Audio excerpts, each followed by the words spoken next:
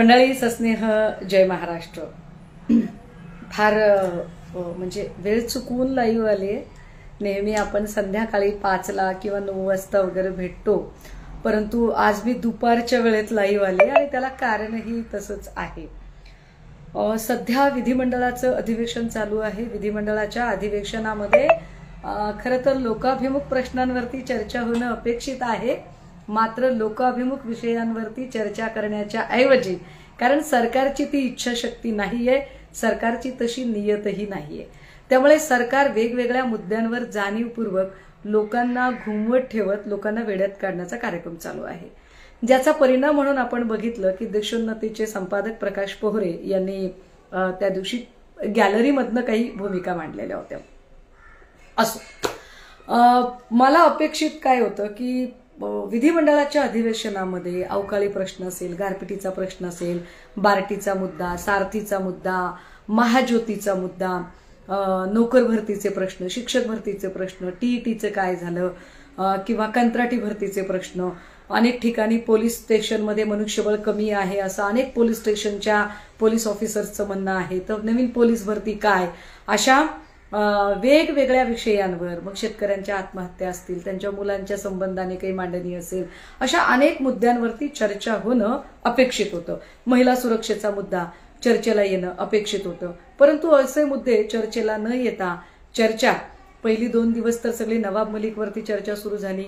मला वाटलं ड्रग्ज प्रकरणावर ते लोक चर्चा करतील, पण ड्रग्ज प्रकरणावर चर्चा करण्याच्या ऐवजी जाणीवपूर्वक त्यांनी एक जुनं मडं उकरून काढायचा प्रयत्न केला आणि 2-3 वर्षापूर्वी त्या लग्नामध्ये अमुक एक माणूस कसा उपस्थित होता याचं उत्तर सांगा असं म्हणत नितेश राणेंनी फोटो झळकावले। आणि झालं काय की त्यांनी फोटो झळकावले म्हटल्यावर आरेला कारे होणार हे फार स्वाभाविक होतं। त्यामुळे तुम्ही एका लग्नाचे फोटो झळकावता, तर चला आम्ही दुसऱ्या लग्नाचे फोटो असं म्हणत मी स्वतः काही फोटो आणि काही व्हिडिओ रेकॉर्डिंग, हे स्पष्ट आहे की मी ज्या व्हिडिओ रेकॉर्डिंग दाखवल्या त्या मी स्वतः केलेले व्हिडिओ नव्हते। मी जे दाखवलं ते कुठलं दाखवलं तर जे इंडिया टुडेचं इंग्रजी पोर्टल आहे त्यातला व्हिडिओ, एबीपी न्यूजचा हिंदीतला व्हिडिओ, TV9 मराठीचा व्हिडिओ, G24 तासचा व्हिडिओ, एबीपी माझाचा व्हिडिओ, की ज्यांनी त्या काळामध्ये त्या बातमीचं संपूर्ण पॅकेज केलं होतं।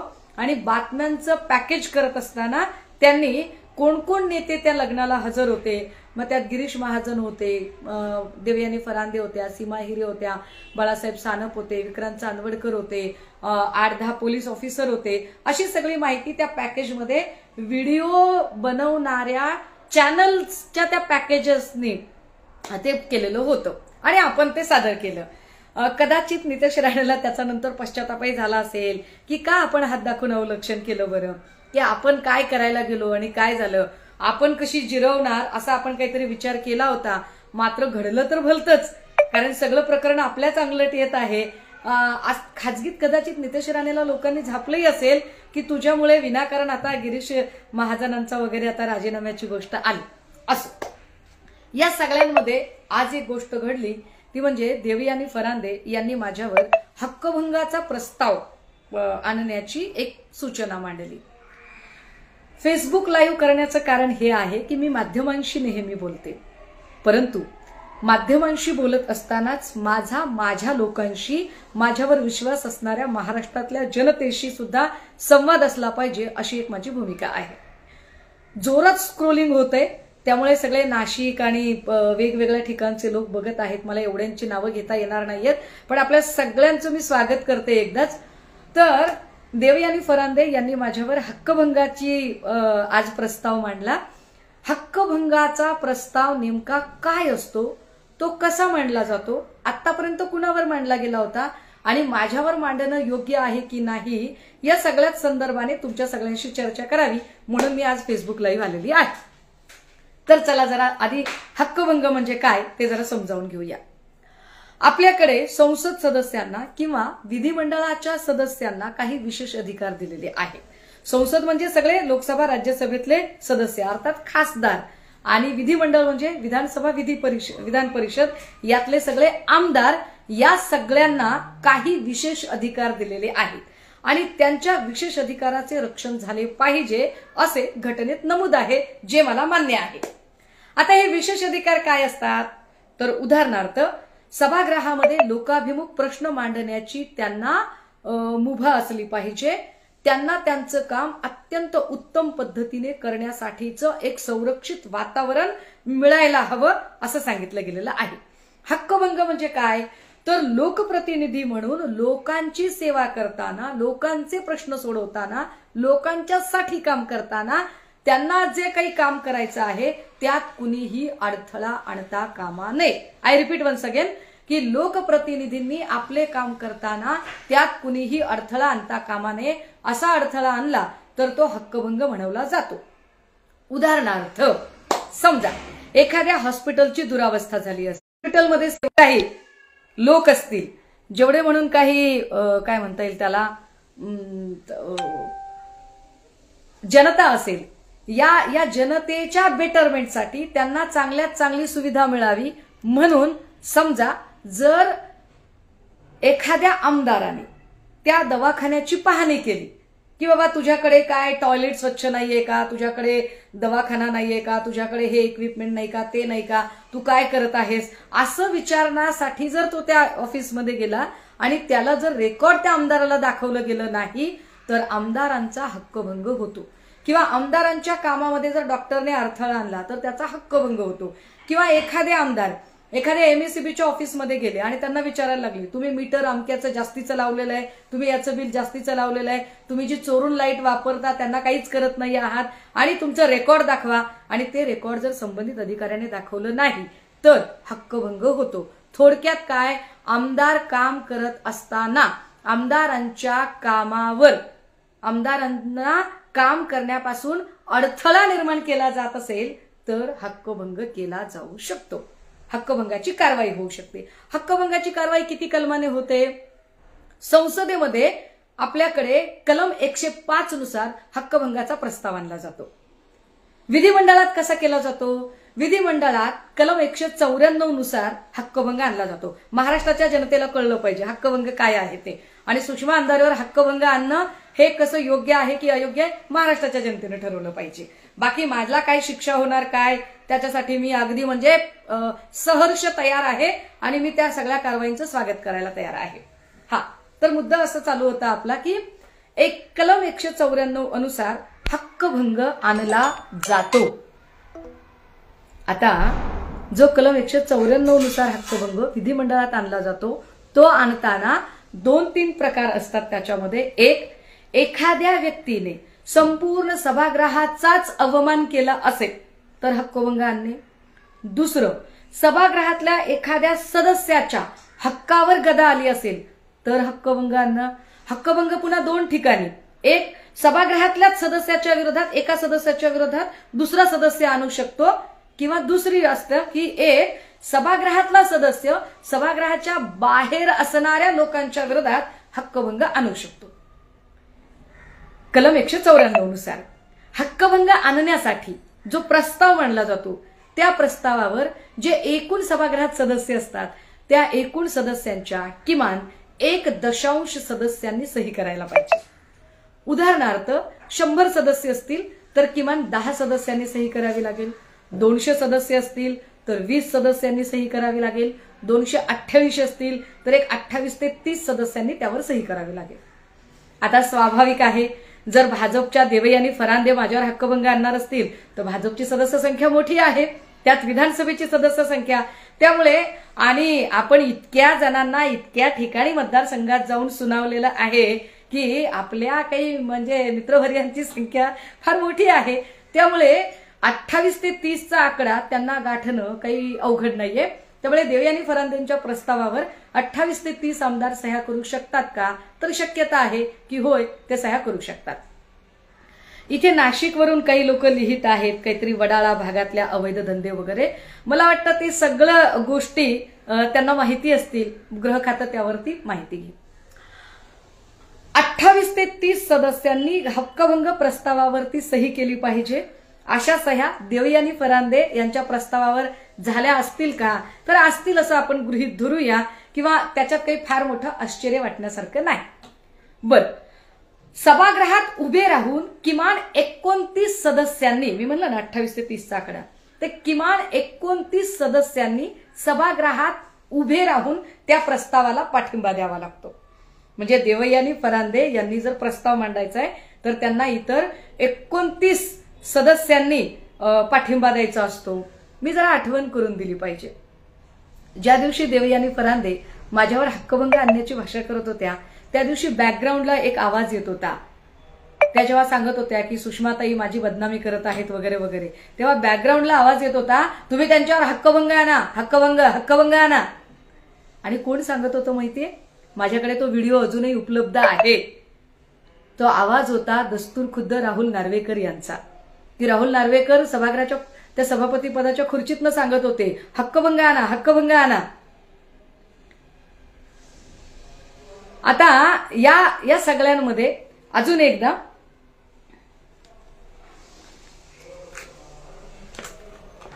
मी म्हणजे माझ्याकडनं काही मुद्दे हे होतील म्हणून करते. आपल्याकडे आता हक्कभंग प्रस्ताव माझ्यावर आणण्याचा प्रयत्न झाला किंवा आज मांडला गेला, देवयानी फरांदेंनी तो मांडला. ह्या सगळ्यांमध्ये मुळात मी त्यांच्या कुठल्या कर्तव्यामध्ये आड आली आहे का? म्हणजे देवयानी फरांदे ह्या एखादं लोकाभिमुख काम करतायत तिथे जाऊन मी त्यांना अडथळा आणलाय का? तर अजिबात नाही. देवयानी फरांदे एखाद्या हॉस्पिटलला गेल्या आहेत, एखाद्या अंगणवाडीत गेल्या आहेत, एखाद्या शाळेमध्ये गेल्या आहेत, एखाद्या MSCBच्या ऑफिसमध्ये गेल्या आहेत, एखाद्या कुठल्याही एखाद्या स्त्रीची मदत करायला गेल्या आहेत, एखाद्या गरीब मजुराची मदत करायला गेल्या आहेत, एखाद्या रुग्णाची मदत करायला गेल्या आहेत, एखाद्या अजून कुणाची मदत करायला गेल्या आहेत, जो की सिव्हिल सिटीजन आहे. तर मी त्याच्यामध्ये अडथळा आणलाय का? मी त्याच्यासाठी काही विशेष काही गोष्ट केली आहे का? मी त्यांना त्या कामापासून परावृत्त केलंय का? तर असं काहीच नाही. मग असं असताना सुद्धा माझ्यावर हक्कभंग आणण्याचं कारण काय बरं? तर हक्कभंग याच्या आधी सभागृहाच्या बाहेरच्या काही लोकांवर आलेत का हे जर आपण समजून घेतलं तर मग सुषमा अंधारेवर हक्कभंग आणणं योग्य की अयोग्य हे तुम्हाला समजेल. हे मी तुम्हाला का सांगते, पुन्हा पुन्हा सांगते. महाराष्ट्राच्या जनतेला कामकाजाची एक एक गोष्ट कळली पाहिजे, एक एक कायदा तुम्हाला कळला पाहिजे की काय पद्धतीने कायद्याचा गैरवापर करत ही माणसं वागतात हे तुम्हाला कळलं पाहिजे. तर सगळ्यात आधी आपल्याकडे एक यशवंतराव चव्हाण साहेबांचं सरकार चालू होतं. यशवंतराव चव्हाण साहेब मुख्यमंत्री होते आणि ते मुख्यमंत्री असताना वारा कोठारी नावाचे दैनिक प्रभातचे संपादक होते. वारा कोठारी यांनी दैनिक प्रभातमध्ये एक अग्रलेख लिहिला. अग्रलेखाचं शीर्षक होतं विधिमंडळातला मासळी बाजार. यावर काही आमदारांनी हस्तक्षेप घेतला आणि त्यांनी हरकत घेतली आणि हरकत घेत ते असं म्हणाले की हे काय चालू आहे, तुम्ही आमदारांना मासळी बाजार म्हणता? चक्क विधिमंडळाचा कामकाज हा काही मासळी बाजार असू शकतो का? आणि यावर खूप घमासान झाली विधिमंडळामध्ये. आणि अशा वेळेला एकाने प्रस्ताव ठेवला, मग त्याच्यावरती चौकशी सुरू झाली, मग समितीचा अहवाल आला आणि त्या अहवालानुसार वार कोठारी यांना शिक्षा सुनावण्याची वेळ आली. जेव्हा त्यांना शिक्षा, आणि हो मी हे सांगितलं पाहिजे, हक्कभंगानुसार जर कारवाईमध्ये जर शिक्षा झाली तर त्या शिक्षेच्या विरोधात हायकोर्ट किंवा सुप्रीम कोर्ट कुठेही अपील करता येत नाही. कुठेही अपील करता येत नाही, अजिबात करता येत नाही. म्हणजे लोकसभेत महुआ मोहित्राचं जे झालं ते झालं. इकडे सुषमा अंधारेचं काही होऊ शकेल का?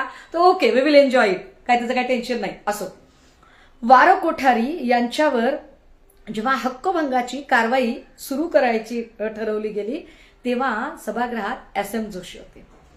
SM जोशींनी सांगितलं की वार कोठारी यांना त्यांची बाजू मांडण्याची संधी दिली पाहिजे.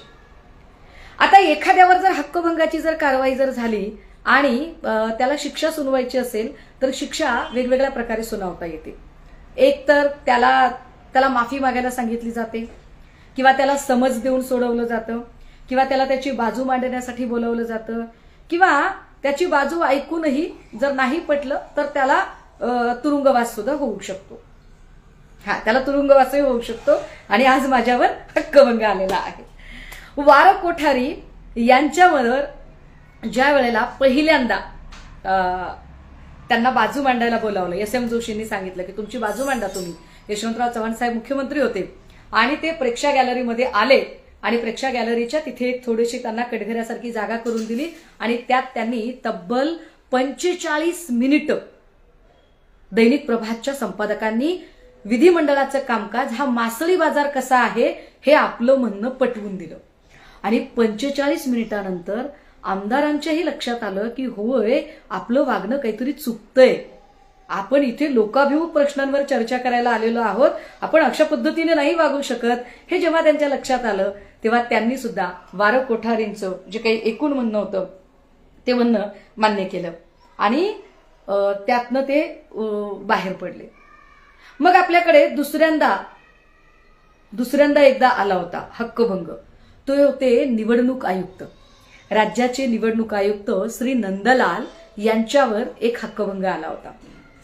हा हक्कभंग आणताना त्या तत्कालीन सगळ्या आमदारांनी त्यांच्यावर हक्कभंग आणला, परंतु नंदलाल असं म्हणाले की मी तर केंद्राने नेमलेला माणूस आहे, सो मी फक्त आणि फक्त केंद्रीय निवडणूक आयोगाला अँसरेबल आहे. राज्यातल्या निवडणूक आयोगाला मी अँसरेबल नाही, राज्यातल्या सरकारला पण मी अँसरेबल नाही. परंतु त्यांना शिक्षा देण्याचे ठरले आणि पोलीस त्यांच्या कार्यालयामध्ये घुसले. आधी पोलिसांनी नंदलाल यांच्या कार्यालयातल्या ज्या काही फोनच्या वायरी होत्या त्या सगळ्या फोनच्या वायरी कापून टाकल्या आणि त्यानंतर त्यांना बोलायला सांगितले. आता ज्या वेळेला आता हा कुणीतरी एक अत्यंत बदमाश माणूस, आता हे जे सगळे असतात ना, हे काय संध्या नावाची बाई वगैरे, ही असली जी लोक असतात, या लोकांचा प्रॉब्लेम काय माहितीये का, यांचं एकच प्रॉब्लेम आहे, यांच्या सरकारची जी लक्तर निघतायत, कारण हे सगळे भक्त आहेत, 40 पैसे हिशोबाने हे सगळे मेसेज करणारे लोक आहेत. यांचं पोट त्याच्यावर आहे की यांनी 40 पैशाने मेसेज नाही केला, इथं नाही लिहिलं तर यांचं पोटच भागणार नाही. आणि ही सगळी RSSची संघी पिलावळ आहे. त्यामुळे यांचं बोलणं आपण किती मनावर घ्यायचं असो. पण ही कोणी जरी संध्या नावाची बाई आहे, तिला जरा तिची काय नेमकी बौद्धिक ऐपत आहे ती आपण दाखवली पाहिजे. असो, मी जरा पुढे जाते. नंदलाल यांच्या कार्यालयामध्ये पोलीस घुसले, वायरी कापल्या. नंदलाल यांनी फोन उचलला फोन करण्यासाठी, पण फोन लागत नव्हता. नंदलाल यांनी पोलिसांशी प्रचंड हुज्जत घातली, पण तरीही त्यांच्यावर कारवाई झाली आणि त्यांना ती तुरुंगवासाची शिक्षा भोगावी लागली. मग तिसरी कारवाई झालेली आहे आपल्याकडे हक्कभंगाची. तिसरी कारवाई कुणावर झाली होती? सभागृहाच्या बाहेरची सांगते मी, सभागृहाच्या आतल्या सांगत नाहीये. आता तिसरी कारवाई जी सभागृहाच्या बाहेरची झालेली होती ती कारवाई झाली होती शेट्टी यांच्यावर. जेव्हा डान्स बारचं प्रकरण चालू होतं ना, RR पाटील गृहमंत्री होते आणि RR पाटलांनी सगळे डान्स बार बंद झाले पाहिजेत या संबंधाने एक कायदा पारित करून घेतला. यावर सगळ्या डान्स बार असोसिएशनने आवाज उठवला. डान्स बार म्हटल्यावर पैसे चिकार होते त्यांच्याकडे. त्यातले सगळ्यात जास्तीत जास्त बार असणारे शेट्टी वगैरे जे लोक होते, त्यातल्या एका शेट्टीने एक अत्यंत वादग्रस्त विधान केले. ते वादग्रस्त विधान असे होते की आता आम्ही मंत्र्यांच्या बायका बारमध्ये नाचू, आता आम्ही मंत्र्यांच्या बायका बारमध्ये नाचू असं जेव्हा ते म्हणाले त्यावेळेला साहजिकच आहे हे विधान कुणालाही, म्हणजे आमदार खासदार किंवा मंत्री असणारे सोडून द्या, पण हे विधान कुठल्याही सभ्य माणसाला आवडणारे नाही. कारण लोकप्रतिनिधींना तुम्ही प्रश्न नक्की विचारावेत, पण लोकप्रतिनिधींच्या कुटुंबियांचा तुम्ही अवमान नाही करू शकत किंवा त्यांना मध्ये आणण्याचं काहीच कारण नाहीये. इव्हन लोकप्रतिनिधींना सुद्धा बोलताना एका मर्यादित भाषेमध्ये आणि एका चौकटीत तुम्ही बोललं पाहिजे. टू द पॉइंट, तुमच्या मुद्द्यांवरती तुम्ही बोललं पाहिजे. वैयक्तिक पातळीवर घसरून टीका करण्यामध्ये काहीच हाशील नाही. परंतु शेट्टी नावाच्या माणसाने आम्ही मंत्र्यांच्या बायकांना आता बारमध्ये नाचू असं म्हटल्यामुळे शेट्टीवर हक्कभंगाचा प्रस्ताव दाखल झाला. तेव्हा होते तत्कालीन मुख्यमंत्री पृथ्वीराज चव्हाण. आणि पृथ्वीराज चव्हाण मुख्यमंत्री असतानाच त्यांच्यासोबत संसदीय कामकाज मंत्री होते हर्षवर्धन पाटील. सगळ्यांनी त्या प्रस्तावाचा अभ्यास केला. लक्षात आलं की अरे RR पाटील एक निर्णय घेत आहेत, एक क्रांतिकारी निर्णय घेत आहेत आणि त्या निर्णयामध्ये अडथळा आणण्याचा प्रयत्न शेट्टी करत आहेत. निर्णयामध्ये अडथळा आणण्याचा प्रयत्न करत आहेत. त्यामुळे शेट्टीवरचा हक्कभंग दाखल झाला. शेट्टी सभागृहात बाजू मांडायला बोलावलं गेलं. पण शेट्टी सभागृहात बाजू मांडायला आलेच नाही. त्यांनी त्यांच्या वकिलांना पाठवलं. पण तरी सुद्धा नंतरच्या काळामध्ये त्यांना 3 दिवसाच्या तुरुंगवासाची शिक्षा झाली. हा आतापर्यंतच्या हक्कभंगाचा इतिहास आहे. आता मंडळी तुम्ही विचार करा की कार्यालयीन कामकाजामध्ये अडथळा आणला म्हणून हक्कभंग दाखल होतो. याची मी तुम्हाला काही उदाहरणं सांगितली. त्यातलं वारं कोठारी यांचं उदाहरण बसत नव्हतं. हक्कभंग रद्दबातल झाला होता आणि त्यांना त्यांचं म्हणणं सभागृहाला पटलं सुद्धा होतं. शेट्टीचं म्हणणं चुकीचंच होतं. शेट्टीला शिक्षा झाली. आता प्रश्न उरतो सुषमा अंधारेचा. सुषमा अंधारे सभागृहाच्या बाहेर आहे. आमदार नाही, खासदार नाही, कुठल्याही कायदेशीर संविधानिक पदावर सुषमा अंधारे अजिबात नाही. तरी सुद्धा सुषमा अंधारेवरती हक्कभंग आणण्याची चर्चा सुरू झाली आणि त्यांनी प्रस्ताव मांडला. काय कारण आहे त्यांनी असं मांडण्याचं? तर देवयानी फरांदे यांचं असं म्हणणं आहे की सुषमा अंधारे यांनी माझी बदनामी केली. मला आठवतच नाहीये मी त्यांची बदनामी कुठे केली ते. त्या असं म्हणतात की बडी भाभी हा जो उल्लेख आहे हा उल्लेख माझ्याबद्दलचा आहे, म्हणजे त्यांच्या स्वतःबद्दलचा आहे. मंडळी मी तुम्हाला पार्श्वभूमी सांगितली पाहिजे. काही दिवसांपूर्वी मला एक निनावी पत्र प्राप्त झाले. या निनावी पत्रामध्ये खूप सारे उल्लेख होते. यामध्ये छोटी भाभी, बडी भाभी, चिपड्या असे अनेक उल्लेख होते. त्या उल्लेखामध्ये मी ते पत्र सगळं वाचलं. पत्राचं टायटल हिंदू सकल समाज होतं. मी ते सगळं टायटल वाचलं, पत्र वाचलं, पण त्या पत्राला कुठलेही आधार नव्हते. त्याला कायदेशीर पुरावा नव्हता. मग आता कुठलाही पुरावा जर त्याला नसेल तर आपण त्याला गृहीत धरायचं का? तर नाही. मग मी ते पत्र घेतलं आणि पुण्याचे सीपी रितेश कुमार यांचा वेळ घ्यायचा प्रयत्न केला. पण त्या दिवशी राष्ट्रपतींचा दौरा होता, सो सीपींचा वेळ त्या दिवशी मिळालाच नाही. मग दुसऱ्या दिवशी सीपींचा वेळ मिळाला. मला काही पत्रकारांनी त्या संबंधाने विचारलं की या पत्रातला मजकूर काय तो सांगा. मी म्हटलं या पत्रातला मजकूर मी सांगू शकणार नाही, कारण याच्यात जो काही मजकूर आहे त्याला कुठलाही कायदेशीर आधार नाही, त्याला पुरावाच नाहीये. कदाचित कुणी कुणाचं राजकीय वैमनस्य काढण्याचा प्रयत्न सुद्धा करत असू शकतं. कदाचित कुणीतरी माझ्या खांद्यावर बंदूक ठेवून एखाद्याची शिकार सुद्धा करणं असू शकतं. त्यामुळे मी त्या पत्रातला कुठलाही मजकूर रिव्हील करणार नाही, त्यावर मी बोलणार नाही. अगदी हीच वाक्य मी पुणे सीपींच्या जेव्हा मला माफ करा, फोन मीडिया आणि काही माध्यमकर्मींचे फोन येत आहेत, त्यामुळे ही अडचण असू शकते. आणि आपण मध्यमवर्गीय माणसं आहोत, त्यामुळे आपल्याकडे वायफाय नेट असला काही प्रकार असत नाही. त्यामुळे मोबाईलच्या नेटवर आपण आपलं काम चालवत आहोत. असो, तर त्यांचं असं म्हणणं पडलं. मी पुणे सीपीकडे गेले. सीपींना मी बोलत असताना माझ्या समवेत पुणे शहराचे 2ही शहर प्रमुख गजानन थरकुडे, शहर प्रमुख संजय मोरे, आमचे एक गटनेते होते आणि नगरसेवक बाळा ओसवाल, मला वाटतं अजून 2 लोक माझ्यासोबत होते. असे 6 लोक होते. आणि या 6 लोकांच्या समोर मी भूमिका मांडताना शांतपणे म्हटलं सीपींना, म्हणजेच पुणे आयुक्तांना, की सर हे निनावी पत्र आहे, हा एनोलप आहे, हे पत्र आणि एनोलप तुम्ही घ्या. याच्यात खूप सारा मजकूर आहे, पण यातल्या मजकुरावर मी बोलू शकत नाही, कारण याला कायदेशीर आधार नाही. कदाचित कुणीतरी राजकीय वैमनस्य काढण्याचा प्रयत्न करत असेल. त्यामुळे या पत्रातली जी काही माहिती आहे ती माहिती तुम्ही व्हेरीफाय करा.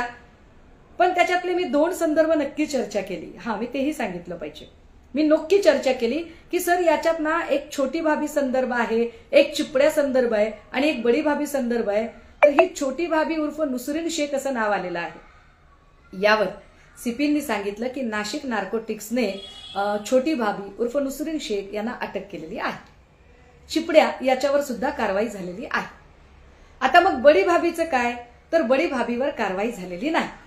मग बडी भाभीवर कारवाई झाली नाही, ज्यांच्यावर कारवाई झाली त्यांच्यावर आपण उघडपणे चर्चा केली.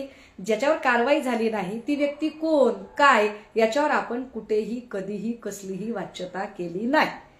त्यातला जो मजकूर होता तो फक्त मला आणि पुणे सीपी आमच्या दोघांनाच माहिती होता.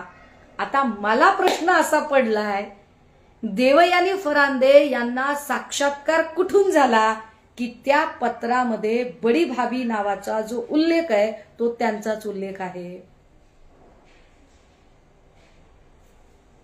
देवयानी फरांदे यांचं आपण नावही घेतलेलं नसताना देवयानी फरांदे यांनी स्वतःवर हे का ओढवून घेतलं की नाही माझ्यावरती माझी बदनामी केली जात आहे, बडी भाभी म्हणजे मीच, माझं नाव घेतलं नाही पण बडी भाभी म्हणजे मीच असं सांगण्याचा प्रयत्न केला जात आहे.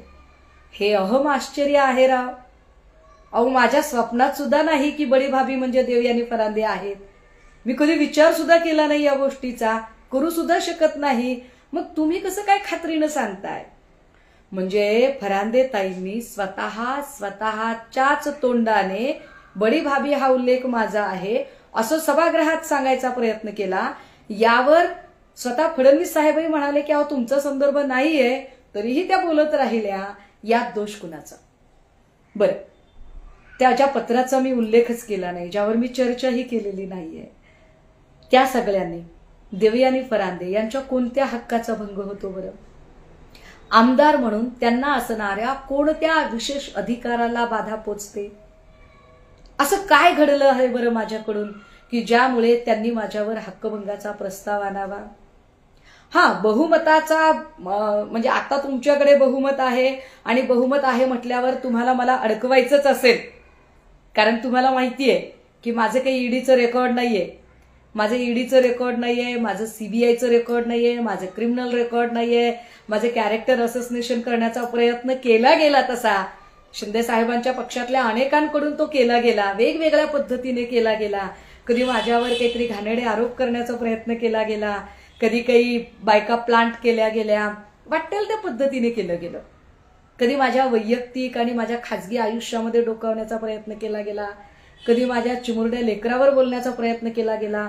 पण यातलं मी एकही व्हिक्टिम कार्ड खेळलं नाही आणि मी खेळणार सुद्धा नाही, कारण मी इक्वॅलिटीमध्ये विश्वास ठेवणाऱ्यांपैकी आहे. बाईपणाचे व्हिक्टिम कार्ड अजिबात खेळत नाही. समतेची लढाई आहे आणि बिलकुल डटके लढूंगी मैं अपनी लढाई, एकदम छान लढेन. आणि मला माहिती आहे की जर मला कशातच अडकवता येत नाही तर आता अडकवायचं कशात? तर मग आमचा अपमान झाला असं करत करत उगाचच साप साप साप साप म्हणत भुई आपटायची आणि मग एकच गहजब करायचा. जसा गहजब यांनी लोकसभेमध्ये महुआ मोइत्राच्या संबंधाने केला.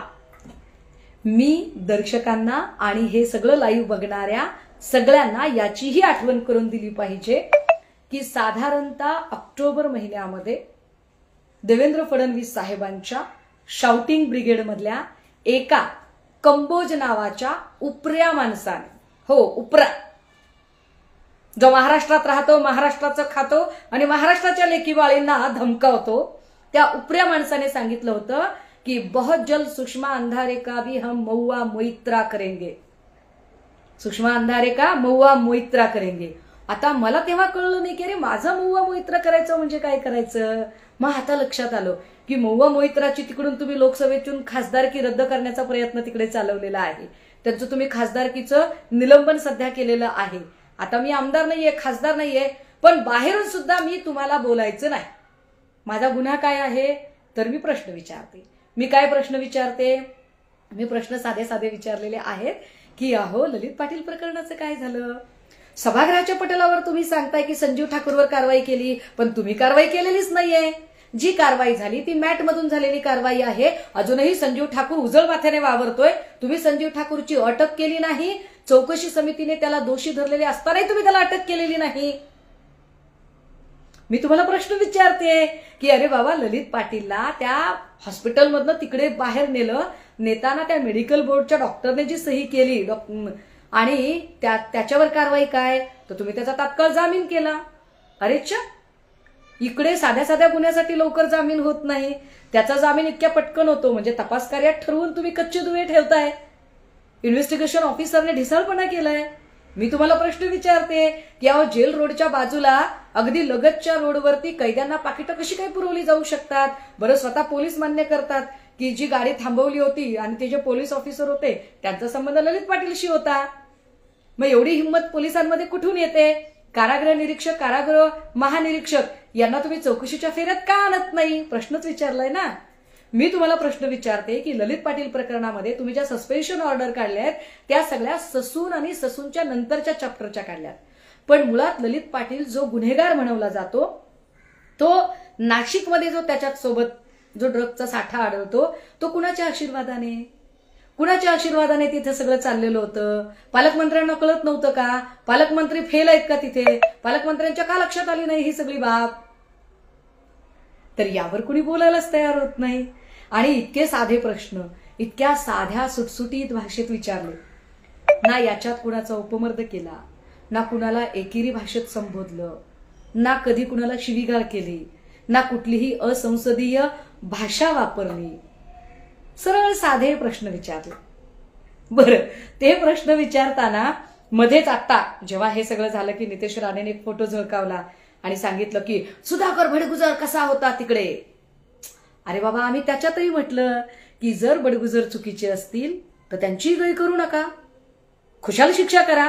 पण जशी बडगुजरला शिक्षा करता तशीच कासकरच्या लग्नामध्ये गेलेल्या गिरीश महाजनला काय शिक्षा करणार तुम्ही? गिरीश महाजनला शिक्षा करायला तोंड आहे का तुम्हाला? हा, त्या लग्नाच्या बद्दल मात्र मी देवयानी फरांदेंचं नाव नक्की घेतलेलं आहे की त्या लग्नात देवयानी फरांदे होत्या होत्या होत्या होत्या.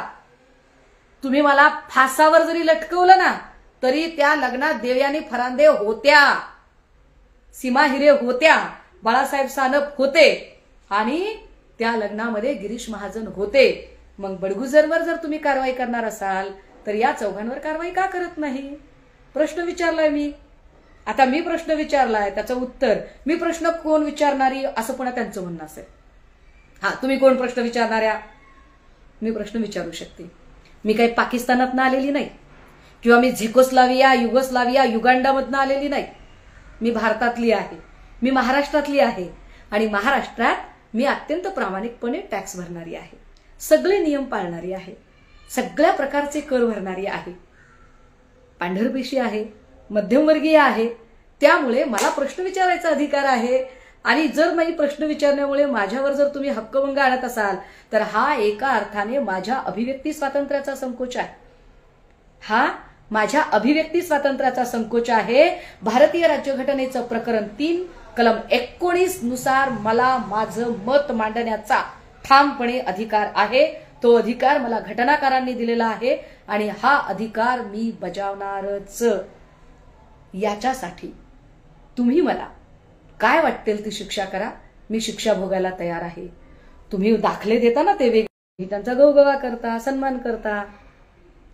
मग एक महिला जर अत्यंत शांतपणे तिच्या अधिकारांबद्दल बोलत असेल, तिचं म्हणणं मांडत असेल, तुम्हाला काही प्रश्न विचारत असेल अँड यू आर अँसरेबल, तुम्ही माझ्या प्रश्नांची उत्तरं द्यायला बांधील आहात, तुम्ही माझी उत्तरं दिलीच पाहिजे. मला प्रश्न विचारण्याचा अधिकार आहे. दादा हो, आज हक्कभंगाचा प्रस्ताव मांडलेला आहे. प्रस्ताव मंजूर होईल नाही होईल आय डोंट नो, मला माहित नाही काय होणार आहे ते. परंतु महाराष्ट्राच्या जनतेला मी ठामपणे सांगितलं पाहिजे की मला माझ्या कुठल्याही कृतीचा कसलाही पश्चाताप नाही, मला माझ्या कुठल्याही कृतीबद्दल कसलीही शर्मिंदगी नाही. मी मान खाली घालावी असं माझ्याकडनं काहीही घडलेलं नाही. मी घटनेचं पालन करणाऱ्यांपैकी आहे, परंतु सत्तेचा बहुसंख्याकांचा जोर दाखवत जर त्यांना कारवाई करायची असेल तर yes, I am ready to pay. मी कुठलीही किंमत मोजायला त्यासाठी तयार आहे. मलाही एकदा या निमित्ताने महाराष्ट्राच्या जनतेला दाखवण्याची संधी मिळू दे. महाराष्ट्राच्या जनतेला हे बघण्याची संधी मिळू देत या निमित्ताने की जो कोणी खरं बोलतो, जो कोणी प्रश्न मांडतो, जो कोणी सत्ताधाऱ्यांना प्रश्न विचारतो त्याला त्या प्रश्न तर सोडवले जातच नाहीत. सोडा, ललित पाटीलचं तर पुढे काही केलंच नाही यांनी, संजीव ठाकूरवर तर कारवाई केलीच नाही. पण संजीव ठाकूर बद्दल प्रश्न विचारणारा सुषमा अंधारेवरती मात्र हे कारवाई करू शकतात. जो कोणी प्रश्न विचारतो त्याच्यावर कारवाई केली जाते. काल परवा मोदी सरकारच का लिहिलं असं म्हणत ते काहीतरी रथ अडवण्याचा प्रयत्न कोल्हापूर, चांदवड, नाशिक, कल्याण, शहापूर आणि मराठवाड्यातही केला गेला. ज्यांनी ज्यांनी रथ अडवायचा प्रयत्न केला ते एवढंच म्हणत होते की मोदी सरकारच्या ऐवजी भारत सरकार लिहा, तर त्यांच्यावर कारवाया केल्या गेल्या, पटापट पटापट कारवाया झाल्या. पण त्याच वेळेला अनेक गंभीर गुन्ह्यांमध्ये कारवाई होत नाही. तुम्हाला जी कारवाई करायची ती करा. मी सामोरी जायला तयार आहे. मी पुन्हा सांगते, मी कुठलंही विक्टिम कार्ड खेळणार नाही. मी इक्वॅलिटीमध्ये विश्वास ठेवणाऱ्यांपैकी आहे. बाई म्हणून मला तुम्ही वेगळं अजिबात स्फेअर करू नका. माझी विनंती असेल, महिला म्हणून माझ्याकडे अजिबात तुम्ही दयाबुद्धीने बघू नका. माझ्याकडे बघताना तुम्ही नागरिक म्हणून बघा आणि मला ट्रीट करताना फक्त आणि फक्त नागरिक म्हणून ट्रीट करा. मला ते जास्त आवडेल, कारण मला कुणाचीही कसलीही सहानुभूती नको आहे. मी माझी कायदेशीर लढाई लढायला सज्ज आहे. जय हिंद, जय महाराष्ट्र. थँक्यू.